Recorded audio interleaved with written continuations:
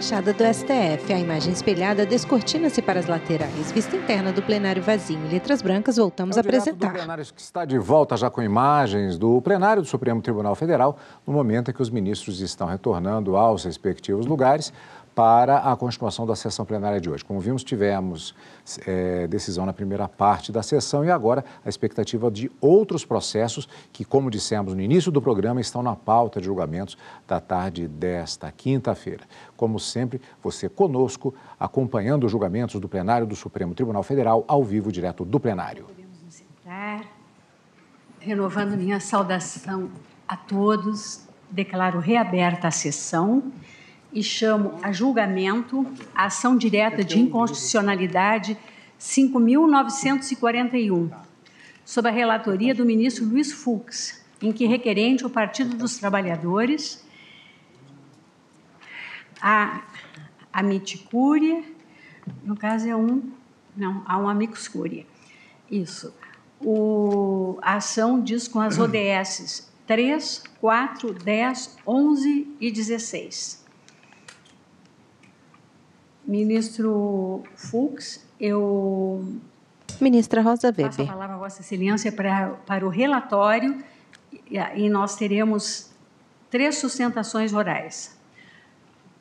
Muito obrigado, senhora presidente. O ministro Luiz Fux senta-se à esquerda na bancada, em formato da letra U invertida.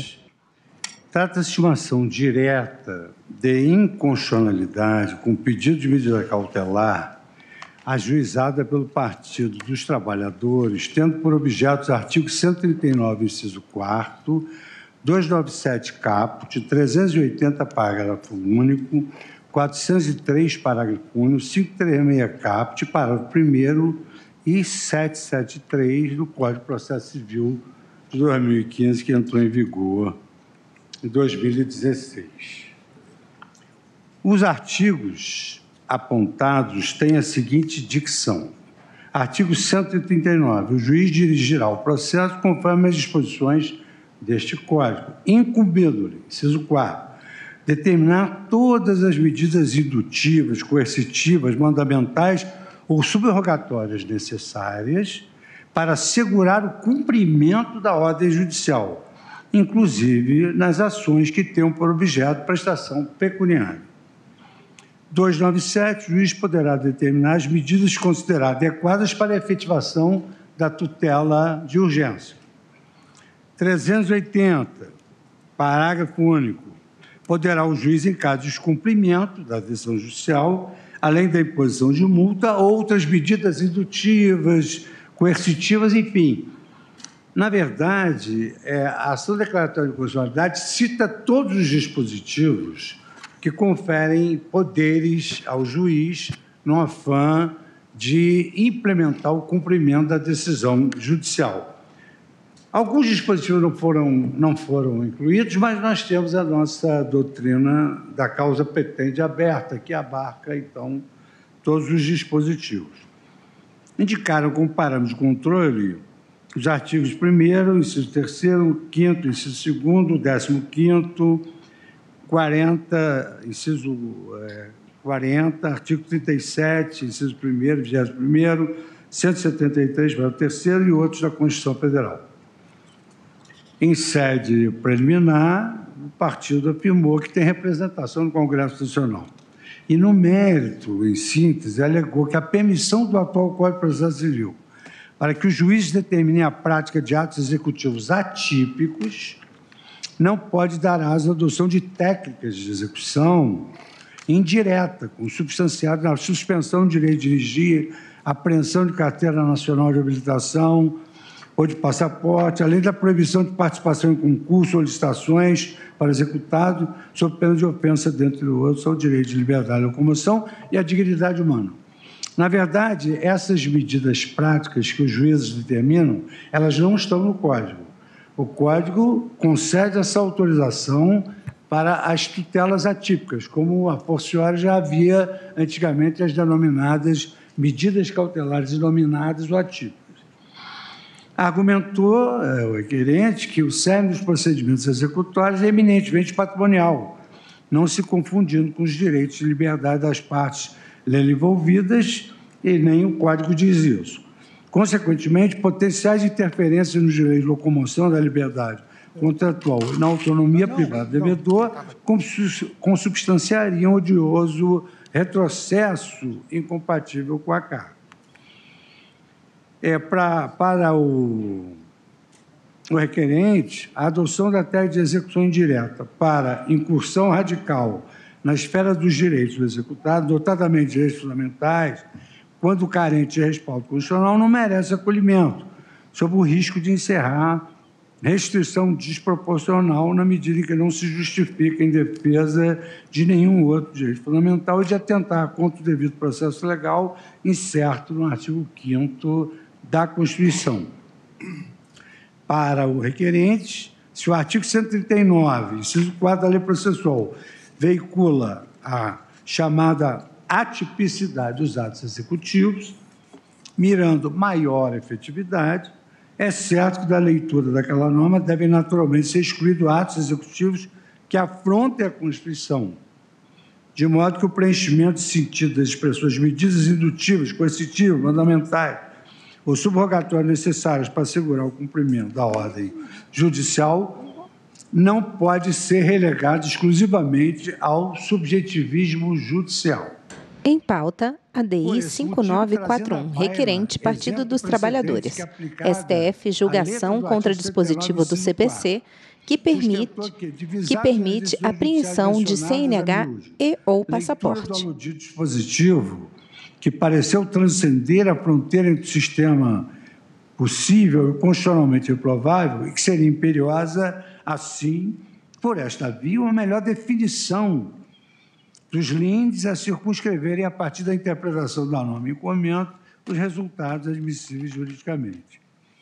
Concluiu ao requerente, à luz do arrazoado apresentado na inicial, que admitir com fundamento, veja o seguinte, admitir com fundamento no artigo 139, inciso 4, a apreensão de passaporte, ou da Carteira Nacional de Habilitação, contra atos executivos, com atos executivos atípicos, enseja violação ao direito de liberdade de locomoção e à dignidade da pessoa humana, ressaltando o padecer do vício de inconstitucionalidade qualquer interpretação dos dispositivos impugnados que admita, a título de medidas executivas atípicas, a vedação de participação de devedores em concurso ou em licitações públicas. Então, é só para colocar de maneira mais clara, o Código de Processo Civil tem uma parte geral que diz que o juiz, ao aplicar a lei processual, tem que levar em conta os parâmetros constitucionais, a razoabilidade, a proporcionalidade.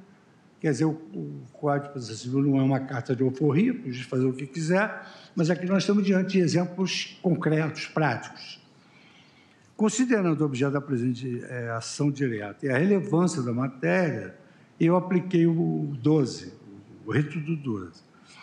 O presidente da República aduziu que os dispositivos atacados visam a concretização do primado da efetividade da prestação judicial, conferindo ao juiz os instrumentos necessários ao cumprimento da ordem judicial e garantindo às partes meios hábeis destinados ao alcance do resultado desejado pelo direito material. Argumentou ainda que, contra decisões isoladas de casos concretos, cabem os recursos. No mesmo sentido, foi a manifestação do Congresso. A Advocacia Geral da União exarou parecer pelo não conhecimento da ação e, sucessivamente, pela improcedência do pedido de mérito nos termos da emenda que eu fiz transcrever e o relatório do conhecimento de todos. Em resposta à despacho exarado em 1º de fevereiro de 2019, eu instei o requerente a regularizar a representação processual, foi juntado um novo instrumento, com indicação expressa dos dispositivos-alvo desta ação. A Procuradoria-Geral da República manifestou-se no sentido da procedência do pedido do mérito, em parecer que fez juntar. Eu admiti a Associação Brasileira de Direito Processual como um amicus curiae, que também defendeu uma declaração de nulidade do artigo 139, sem redução de texto. Quer dizer, declarar nulidade sem redução de texto, ou seja, nós teríamos de dizer aqui o que o Código diz.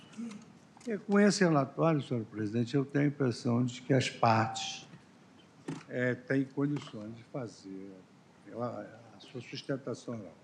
Muito obrigada, ministro Luiz Fux. Eu convido a ocupar a tribuna o advogado-geral da União, o ministro Jorge Rodrigo Araújo Messias, que tem o tempo regimental de até 15 minutos para a sua sustentação oral. Senhora presidente, ministra Rosa Weber, presidente desse Supremo Tribunal Federal, excelentíssimo senhor ministro Luiz Fux, relator desta ação direta número 5941, excelentíssima senhora ministra Carmen Lúcia, o advogado está em pé à tribuna, de frente para os ministros. Procurador-Geral da República, doutor Augusto Aras, colegas advogados, caros servidores. É alto, tem pele clara, cabelos, bigode e barba castanhos escuros.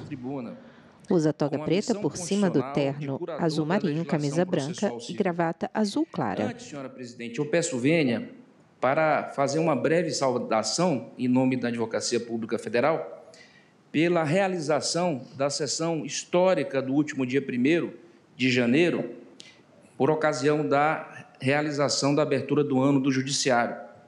Naquela oportunidade, esta Suprema Corte fez ecoar a todo mundo uma mensagem muito forte de que a democracia brasileira, patrimônio maior do nosso povo, sustentação oral feita pelo advogado-geral da União, a todas as ministras Jorge Rodrigo Araújo Messias, pela atuação célere, efetiva na realização da prestação jurisdicional, que foi fundamental, não tenho dúvida, para a manutenção da democracia no Brasil. Retomando aqui a matéria propriamente dos autos, conforme se extrai do relatório do eminente ministro Luiz Fux, o tema de fundo desta ação direta envolve as denominadas medidas executivas atípicas, previstas em dispositivos esparsos da Lei nº 13.105, de 2015, o nosso Código de Processo Civil.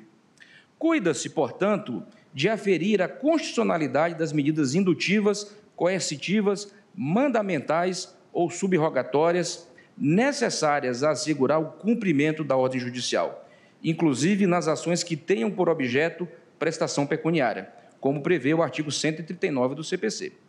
O autor desta DI pretende que, por meio da declaração de nulidade, sem redução de texto, essa Suprema Corte afaste a possibilidade de imposição das seguintes medidas executivas atípicas: apreensão de carteira nacional de habilitação ou suspensão de direito de dirigir, apreensão de passaporte, proibição de participação em concurso público, proibição de participação em licitação pública. Na visão do requerente, providências como a apreensão de passaporte e de carteira nacional de habilitação seriam incompatíveis com o princípio da dignidade humana e da liberdade de locomoção. Defende ainda que outras medidas, como a vedação à participação de devedores em concursos ou licitações, vulnerariam, entre outros, o princípio da legalidade. Não há, porém, aqui, eminentes ministros, nenhum vício nas normas sob exame.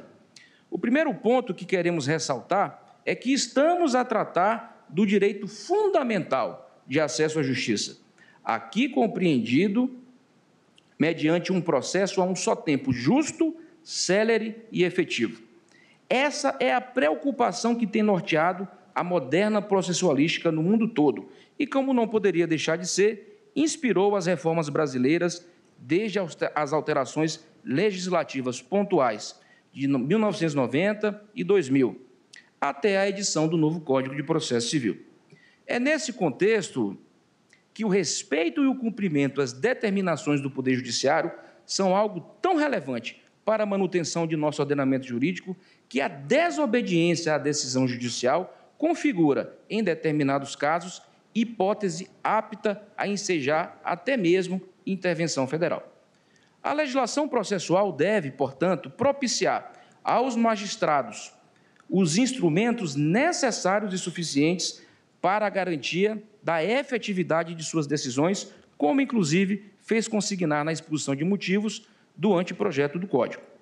Assim, transcrevo ipsis literis. Sendo ineficiente o sistema processual, todo ordenamento jurídico passa a carecer de real efetividade. De fato, as normas de direito material se transformariam em pura ilusão sem a garantia de sua correlata realização no mundo empírico por meio do processo. Bem por isso, se pode dizer que o Código de Processo Civil de 2015 não é fruto apenas das discussões havidas na comissão especial criada pelo Senado e tão bem liderada aqui, senhora presidente, pelo excelentíssimo senhor ministro Luiz Fux. Sem desconhecer o trabalho da referida comissão, cabe reconhecer que, desde os anos 90, o então vigente Código Buzaide passou por diversas reformas com a finalidade de garantir efetividade ao nosso processo civil e garantir o direito fundamental de acesso à justiça. Assim, exemplificativamente, foram introduzidas as possibilidades de julgamentos monocráticos quando houvesse precedente dos tribunais superiores e do Supremo Tribunal Federal. A possibilidade de recursos extraordinários repetitivos também foi introduzida ao tempo do Código revogado. Foi reestruturada a forma de interposição do agravo de instrumento, foi introduzida a possibilidade de concessão de tutela antecipada. Ora, excelências, os exemplos poderiam ser vários.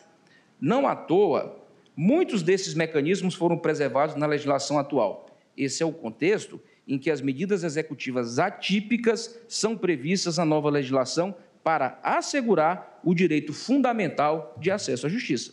Assim como a legislação processual evoluía, os mecanismos da chamada blindagem patrimonial exigiam novas abordagens do tema para garantir a efetividade do processo civil. Daí a necessidade de conferir aos juízes a possibilidade, e aqui eu digo, excepcional, de uso de medidas atípicas, ao contrário do afirmado na inicial. Aqui precisamos prestigiar a criatividade de juízes e de advogados na busca das medidas mais adequadas ao caso concreto, para a efetivação do processo, até também para acompanhar a criatividade dos devedores, que nós sabemos é ilimitada. Como já salientado em sede doutrinária pelo ilustre ministro Luiz Fux, impunha-se em elaborar um novo ordenamento atento aos novos reclamos eclipsados na cláusula constitucional da duração razoável dos processos, bem como erigir novéis institutos e abolir outros que se revelaram ineficientes ao longo do tempo, com o escopo final de atingir a meta daquilo que a genialidade do processualista denominou uma árdua tarefa para os juízes fazerem bem e depressa. E, com efeito, segundo dados do relatório Justiça em Números de 2022, a fase de execução leva, em média, o triplo do tempo em relação à fase de conhecimento, até a sentença. A execução, ministros e ministras, sempre foi o calcanhar de Aquiles do processo. Este é, portanto, o panorama das regras que autorizam a imposição de medidas indutivas e coercitivas por parte dos magistrados, medidas que devem ser aptas a garantir a efetividade das decisões judiciais, e isto não significa, porém, que essa faculdade seja desregrada.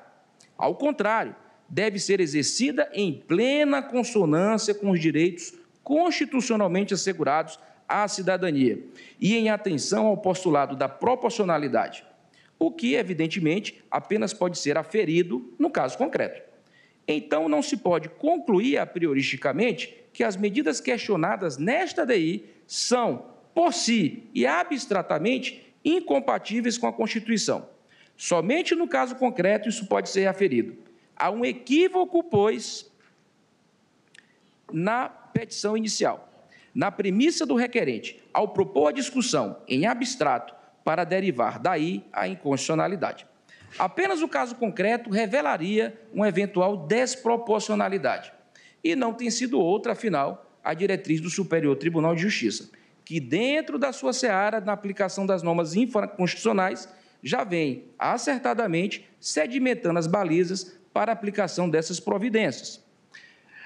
Também aqui é importante destacar que, na jurisprudência deste Supremo Tribunal Federal, já tivemos a oportunidade, em decisão monocrática de Sua Excelência, senhora presidente, em sede cautelar, para negar ordem de habeas corpus a conhecido jogador de futebol que se recusava a pagar multa, ministra Carmen Lúcia, de origem ambiental, mesmo diante da apreensão de seu passaporte. E, pasme, vejam, vossas excelências, mantida a ordem de retenção do passaporte, foi firmado o acordo e paga a multa ambiental devida. Enfim, excelências, são decisões como essa que põem fim à era dos processos judiciais em que se ganha, mas não se leva. E é também importante frisar que o legislador buscou coibir a prática de arbitrariedades, impondo ao juiz, no caso do emprego de conceitos jurídicos indeterminados, como os que aqui se trata, a satisfação de um ônus argumentativo qualificado, como assim determina o artigo 489, parágrafo 1º, inciso 2º do Código de Processo Civil. Excelências, tais medidas devem ser aplicadas sempre de forma subsidiária às medidas típicas e, assim, deve também ser respeitado o contraditório. É importante observar que, quando o magistrado precisa se valer das medidas coercitivas atípicas, muitas vezes já está caracterizada a persistência do devedor em descumprir sua dívida e, muitas vezes, mantendo o padrão de vida elevado. Enquanto o credor não dispõe de meios para satisfazer seu crédito, as medidas atípicas aqui não se voltam contra o cidadão comum, mas sim contra o devedor quanto mais. Então, como dito, é apenas à luz do caso concreto que o juiz pode avaliar adequadamente a suficiência e a proporcionalidade dos meios executivos para a efetivação do que foi decidido no processo. E, se observado algum excesso, é certo que sempre cabem as medidas recursais. Ouso dizer aqui nesta tribuna, excelências, que a declaração de constitucionalidade será, ao fim e ao cabo, um voto de confiança no bom senso de nossos magistrados. Certamente, suas excelências saberão dosar a aplicação de tais medidas excepcionais. Finalmente, é totalmente inadequado sequer comparar as medidas às práticas de escravidão, tortura ou morte do devedor, equiparando ao obligatio personae do direito romano, como feito na inicial. Ora, as medidas atípicas não recaem sobre o corpo, não infligem dor física ao executado, tampouco intervêm no núcleo essencial do direito de liberdade e locomoção. É importante repisar, não comprometem o núcleo essencial do direito de liberdade ou de locomoção. Como destacado na decisão monocrática antes referida da ministra Rosa Weber, a liberdade de locomoção do devedor não é atingida em absoluto, seja pela suspensão de seu direito de dirigir, seja pela apreensão do passaporte. Trata-se, em verdade, de uma limitação adequada ao devedor, quanto mais que emita sinais de riquezas incompatíveis com sua suposta incapacidade de satisfazer o crédito. Aliás, a apreensão do passaporte pode representar, em diversas situações, providência crucial para a efetividade do processo, considerando o princípio da territorialidade, já que a imposição de medidas coercitivas... Em pauta, ADI 5941, requerente PT. STF julgação contra dispositivos do CPC que permitem a apreensão de CNH e ou passaporte, participação em concursos e licitação pública. Sustentação oral feita pelo advogado-geral da União, Jorge Messias. A remoção de conteúdo, a suspensão temporária de contas nas redes sociais, medidas que exercem papel central para a proteção da integridade e defesa da probidade e do patrimônio público, na esteira de providências demandadas, entre outras, pela própria Advocacia Geral da União. Por fim, já encaminhando para a conclusão, ressalte-se que, mais uma vez, as medidas aqui impugnadas, quando impostas aos devedores, buscam conferir efetividade ao processo, concretizando um princípio fundamental do acesso à justiça, da duração razoável do processo, assegurado pela tutela jurisdicional efetiva e do devido processo legal. Após uma necessária correlação entre a efetividade do processo judicial e custo de crédito. Segundo dados do Banco Central, créditos com garantia efetiva, a exemplo do crédito imobiliário, registram taxas de juros 13 vezes mais baratas que, por exemplo, a do cheque especial. Tudo em razão da baixa inadimplência, que decorre necessariamente da efetividade da garantia ofertada. E aqui, senhora presidente, senhores ministros, senhora ministra Carmen Lúcia, é importante dizer que aqui também estamos a tratar e a debater o tamanho do custo do Brasil. Daí, sim, temos a necessidade de darmos esse verdadeiro voto de confiança aos magistrados, garantindo-lhes a possibilidade de determinar medidas atípicas com o fim de assegurar a efetividade de nossa jurisdição. Excelências, uma sentença não cumprida pode importar em intervenção federal, em sequestro de verba pública, em crime de desobediência, em aumento significativo no custo do processo e do crédito em geral. Mas o devedor, quanto mais, não pode ter suspenso temporariamente o direito de dirigir ou de participar de certames públicos. Isso não é proporcionalidade, isso é um atentado à dignidade da justiça. Assim, agradecendo a atenção de Vossas Excelências, este advogado-geral da União requer a improcedência dos pedidos e a declaração de constitucionalidade dos dispositivos atacados sem redução de texto. Muito obrigado.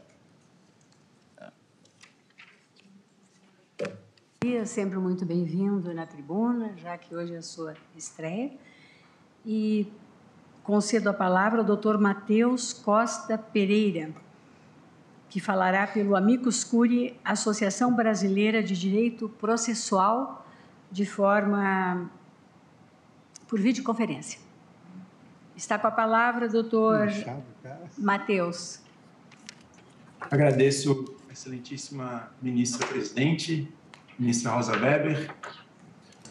O advogado participa por videoconferência, tem pele clara, cabelos, bigode e barba castanhos escuros. Excelentíssimos senhores, usa terno cinza, camisa clara e gravata vermelha. Ao fundo, vemos divisórias de um escritório com vidros e alguns objetos. Que me antecedeu.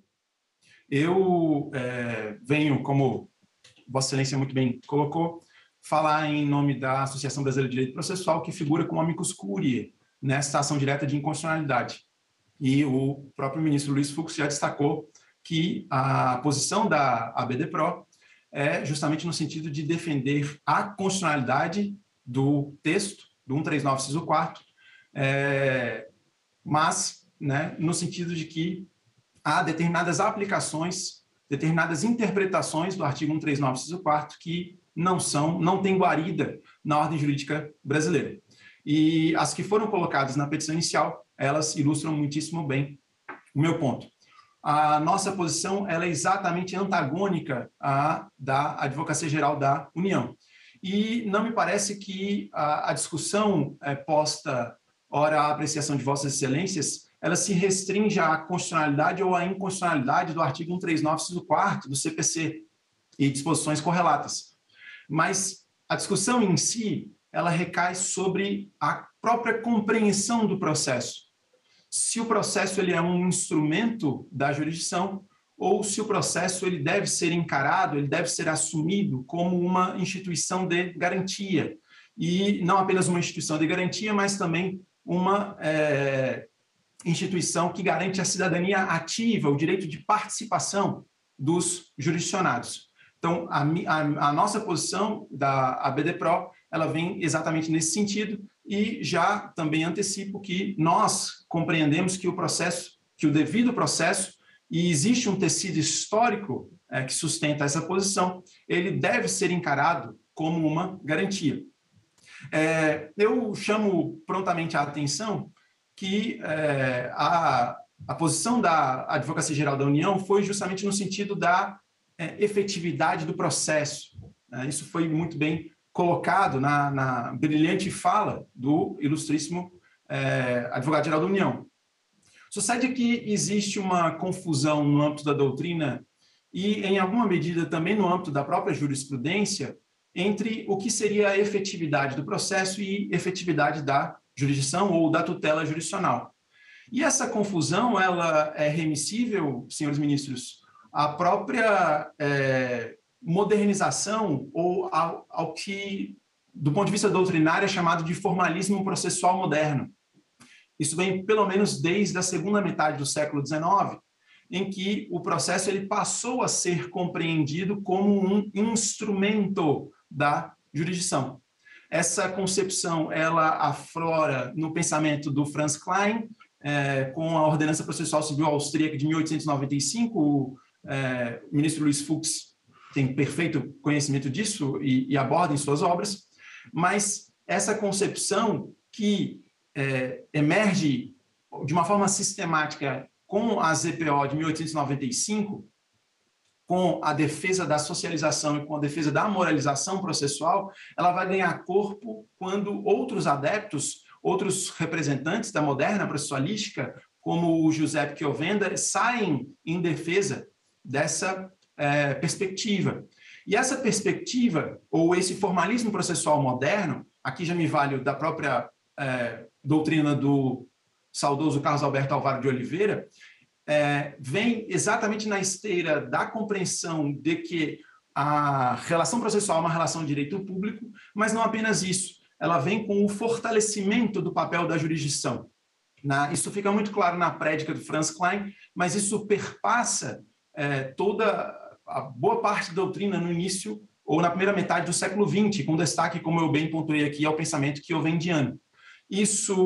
Essa perspectiva aqui, já me falando da concepção do Correia de Mendonça, ela é encarada como um vírus autoritário, e esse vírus autoritário ele vai se disseminando por várias codificações, seja na Europa, seja mais em específico aqui na Península Ibérica, e isso chega posteriormente aqui no Brasil, né, e em outros países da América Latina. E por trás de toda essa prédica, como eu coloquei, todo esse discurso de fortalecimento do papel da jurisdição ou de fortalecimento do papel do magistrado, repito, de socialização, ou no sentido de que a função do magistrado seria de igualar as partes, né, a igualação material, que dizia Klein, que também foi defendida por, entre outros, Mauro Capelletti e Piero Calamandrei, e a própria ideia de moralidade, né, com os deveres correlatos que foram instituídos para as partes. Isso ganha uma nova dimensão a partir da oralidade, com o pensamento chiovendiano, aqui não apenas como predominância da palavra falada sobre a palavra escrita, mas todo um modelo novamente centrado na pessoa do magistrado e no fortalecimento da jurisdição. Isso, como eu disse, se espraiou pela Europa. Essa foi a tônica de todas as codificações unitárias do processo civil brasileiro. Então, seja no CPC de 39, seja no CPC de 73, seja também no CPC de 2015. É suficiente uma leitura das exposições de motivos dessas codificações que a gente consegue perceber isso. Não fosse suficiente, a gente pode consultar toda a processualística brasileira na linha da historicidade, né, e os posicionamentos que eram assumidos e toda a construção doutrinária para respaldar esse fortalecimento da jurisdição. E tudo sempre sob a bandeira da efetividade. Efetividade do processo, efetividade da jurisdição, efetividade da tutela jurisdicional. E sempre com críticas, com pugnas à morosidade da prestação jurisdicional, com a inefetividade da jurisdição e assim sucessivamente. Mas, como eu antecipei, existe um problema em boa parte dessas visões doutrinárias que ressoam na jurisprudência. E é justamente essa confusão, essa barafunda entre processo e jurisdição.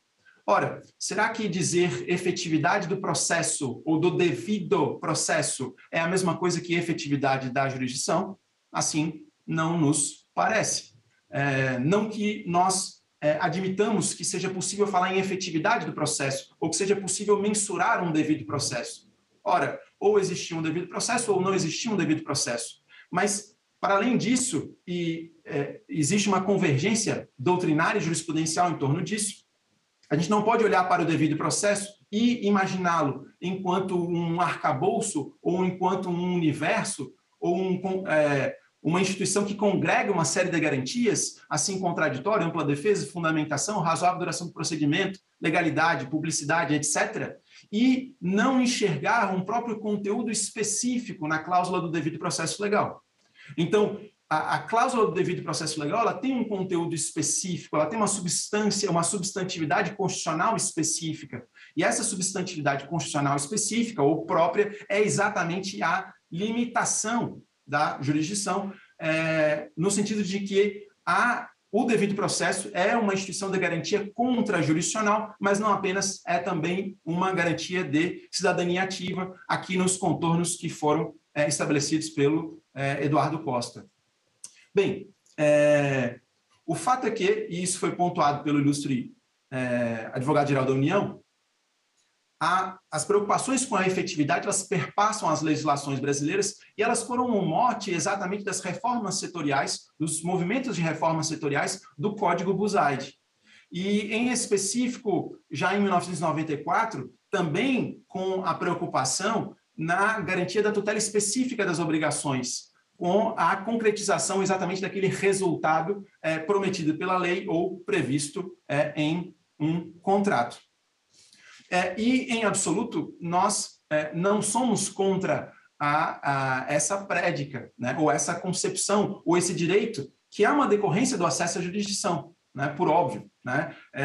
Se eu tenho o direito de acesso à jurisdição em termos constitucionais, eu tenho o direito exatamente de obter aquilo que a legislação assim estabeleceu, aquilo que a legislação assim dá guarida à minha respectiva pretensão. A questão é, existem limites para o exercício da jurisdição. E um desses limites é exatamente o que estabelece o direito material.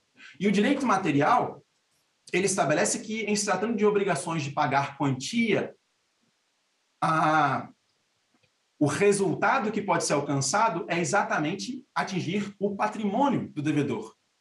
Porque, afinal de contas, e aqui é uma conquista civilizatória, né, que foi uma superação da própria manus injectio que já existiu entre nós, no sentido de que a dívida ela é pessoal, mas a responsabilidade ela é patrimonial.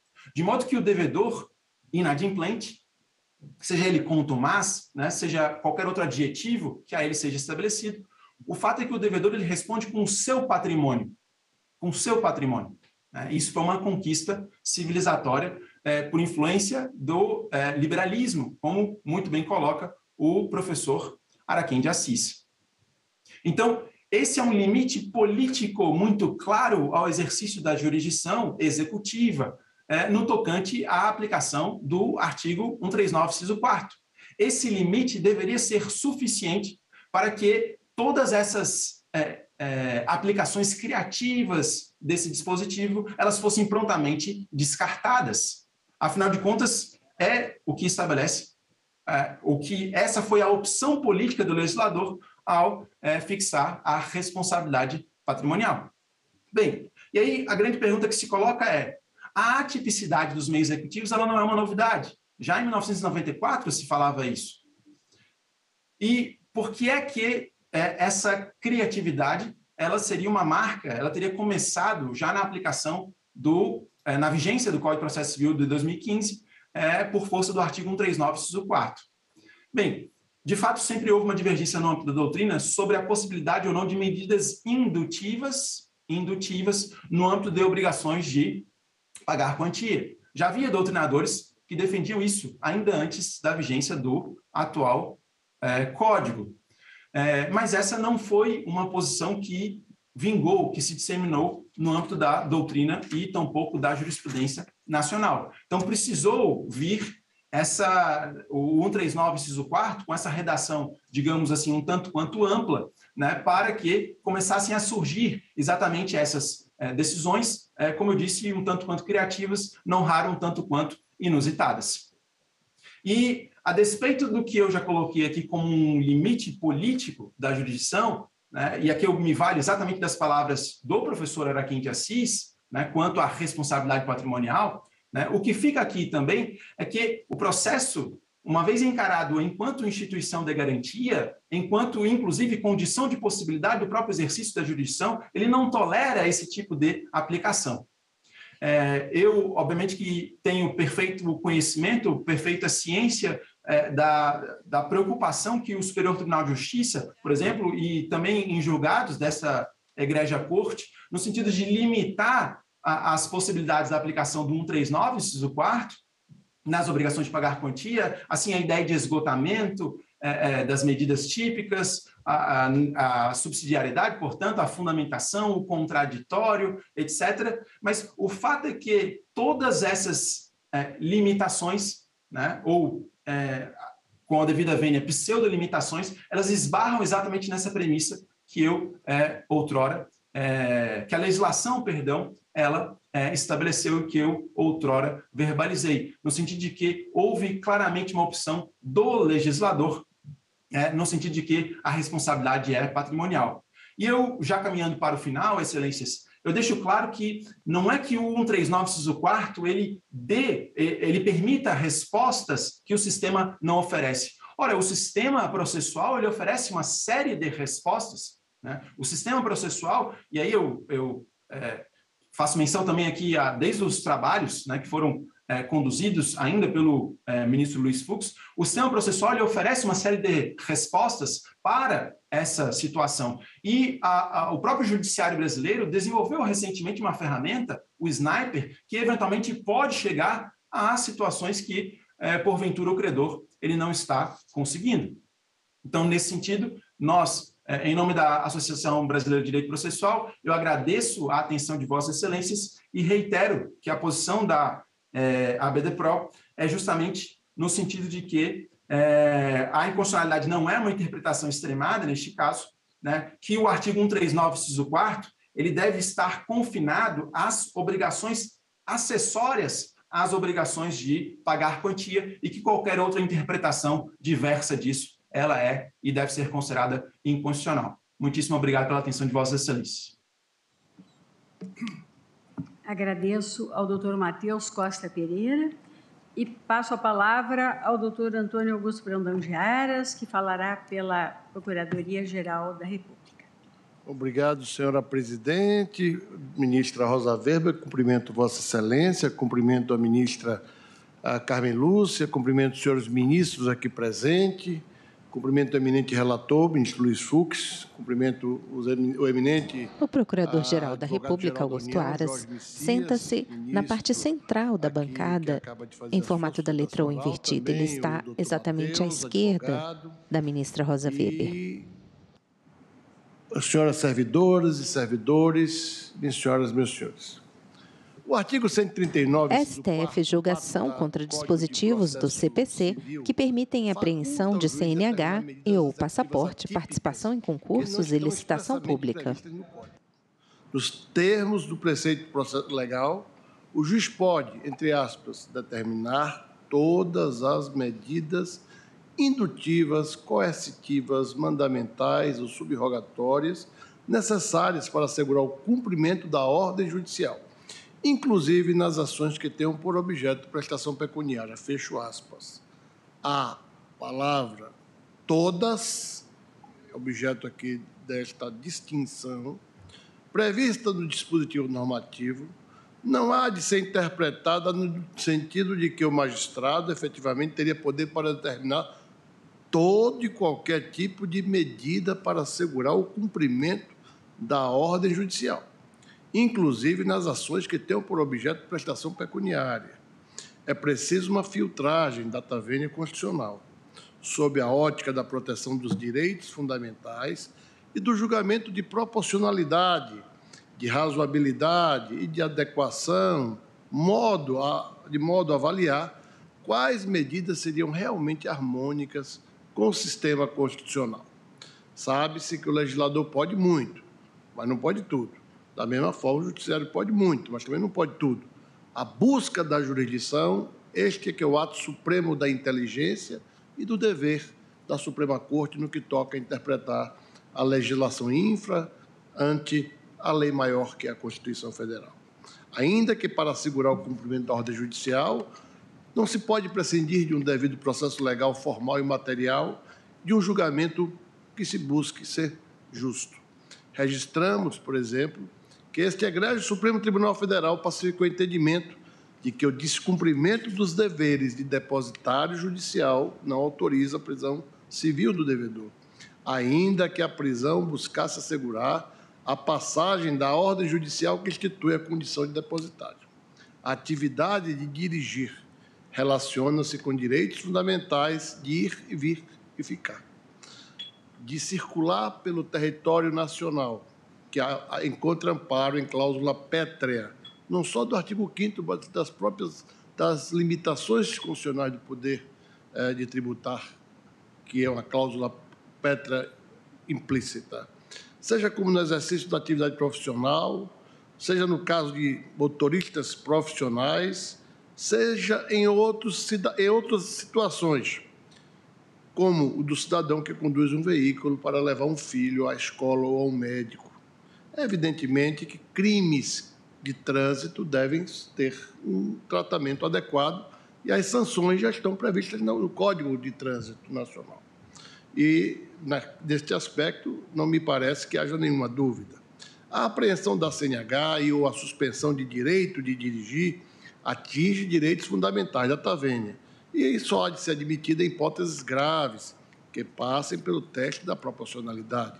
A medida está prevista no ordenamento jurídico como consequência das infrações de trânsito, que operam risco à segurança de toda a coletividade, inclusive podendo estar em morte.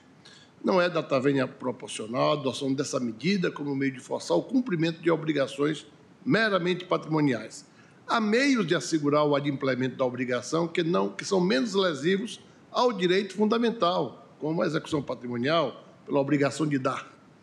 A apreensão de passaporte, outro sim, implica outra restrição ao direito previsto no artigo 5º, inciso 15 da Constituição, segundo o qual qualquer pessoa pode, nos termos da lei, entrar, permanecer ou sair livremente do território nacional com seus bens. Trata-se de medida extrema, a restrição aventada da apreensão do passaporte, que, evidentemente, pode ser cabível em termos de cautelaridade ou mesmo para efeito de assegurar a instrução processual quando há risco do réu se evadir, seja da instrução processual, seja do cumprimento da pena. Contudo, é importante registrar que a medida prevista no ordenamento jurídico, no âmbito da persecução penal, conforme o artigo 320 do Código de Processo Penal, não pode ser adotada a não ser com a devida proporcionalidade e razoabilidade pesada e sopesada pelos eminentes julgadores. Em pauta, STF julgação contra dispositivos do CPC que permitem apreensão de CNH e ou passaporte, participação em concursos e licitação pública. Sustentação oral feita pelo Procurador-Geral da República, Augusto Aras. A proteção de participação em concurso público implica restrição ao livre exercício de atividade profissional, prevista no artigo 5º, inciso 13 da Constituição, bem como é o livre acesso aos cargos e empregos públicos, também previstos no artigo 5º, inciso 1 da Constituição.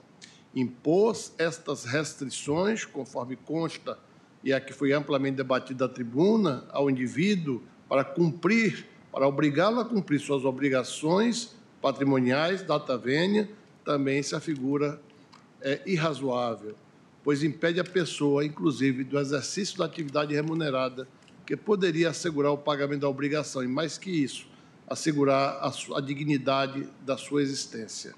A medida, portanto, da Tavênia desproporcional. A execução do patrimônio do devedor é medida adequada, mais uma vez, repita-se, suficiente e menos lesiva e menos onerosa ao direito fundamental aqui posto sob testilha. Por último, a garantia de participação em licitação pública impõe severa restrição ao exercício da atividade econômica e à livre concorrência, que visa beneficiar a própria administração pública, salvo, evidentemente, naquelas empresas que forem, nos termos da lei, punidas expressamente por ilícitos decorrentes de vícios em licitações de contratos. Legem habemus, temos leis para o caso. Da Tavênia não extensivas, sem maiores considerações para além daqueles casos expressamente admitidos para a punição. A restrição a participar em licitação é medida também extrema, prevista no ordenamento jurídico para hipóteses como o ato de improbidade administrativa e o ato de corrupção empresarial, situações de gravidade maior que o cumprimento da obrigação civil, que tem as obrigações patrimoniais, por excelência, para serem cumpridas. A imposição dessa restrição como meio de forçar ao cumprimento da obrigação civil há de ser sopesada nos critérios do devido processo legal substancial. Senhora Presidente, senhores ministros, não nos parece que o conjunto de liberdades e direitos e garantias fundamentais deva ser sacrificado para coagir o devedor de prestação pecuniária.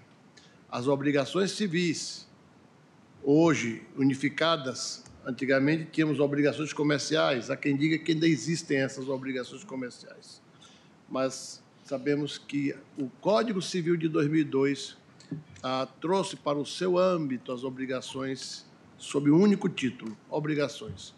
E aqui nós temos que lembrar das vetustas lições do direito romano nas suas origens.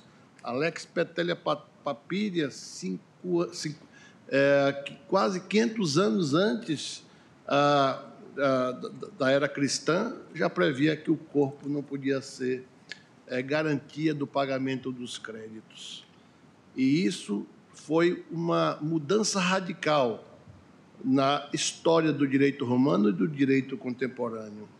As obrigações de fazer e de não fazer integram essa extensão da res sacra, o corpo, que envolve uma ação ou uma omissão que só por lei e em casos excepcionais deve ser flexibilizado quando não for possível a aplicação do princípio da restitutio in integro, ou seja, da tutela específica das obrigações, tendo em vista que o direito civil clássico, o direito às obrigações clássico, impunha o cumprimento in natura das obrigações e somente admissível a sua conversão em pecúnia, em obrigação de dar, quando fosse impossível de obter o seu cumprimento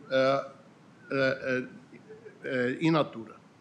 Dessa forma, senhora ministra, senhores ministros, temos que o princípio da patrimonialidade reflete o aprimoramento moderno do sistema da responsabilidade civil.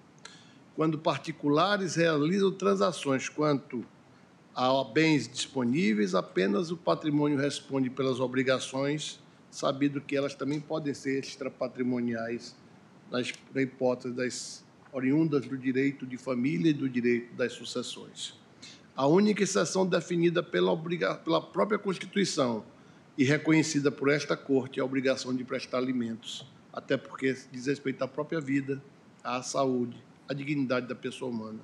Uma interpretação constitucionalmente adequada da data vênia, acerca do artigo 139, inciso 4 do CPC de 2015, não autoriza o magistrado a importar as medidas restritivas, ora, sob testilha e sob apreciação dessa colenda Corte Suprema data vênia.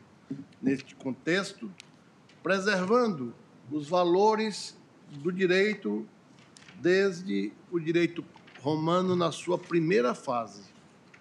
São 8 fases que nós aprendemos nos bancos escolares.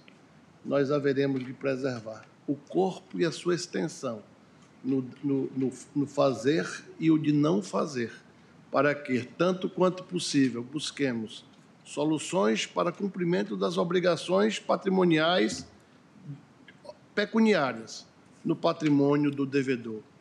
E, excepcionalmente, quando a lei expressamente compila o devedor ao cumprimento de obrigação de fazer ou de não fazer, um dare, um facere ou não facere, tenhamos, então, a oportunidade de buscar a realização da justiça justa. Nesse sentido, o Procurador-Geral da República, nessa sentada de julgamento, opina pela procedência do pedido para que se declare a inconstitucionalidade, sem redução de texto, dos artigos 139, inciso 4, 297, 380, parágrafo único, 400, parágrafo único, 403, parágrafo único, 536 caput e parágrafo 1º, 773 da Lei 13.105 de 2015, de forma que o juiz possa aplicar subsidiariamente, de forma fundamentada, medidas atípicas de caráter patrimonial, excluídas aquelas que importem em restrições às liberdades individuais, leia-se modernamente, aos direitos e garantias fundamentais, como, por exemplo, a apreensão da Carteira Nacional de Habilitação, do passaporte, suspensão do direito de dirigir, garantia de participação em certas licitações públicas, exceto quando essas medidas de fazer ou deixar de fazer estejam expressamente previstas como sanções, preservado o princípio clássico do nullum crime, nulla pena sine previa lege. Muito obrigado, senhora presidente, senhores ministros, obrigado pela atenção. Muito obrigada, doutor Augusto Aras. São 18h08. Eu, então, vou declarar encerrada a sessão e suspenso o julgamento para continuidade amanhã. Ministra Rosa Weber, presidente do STF. Um excelente final de dia.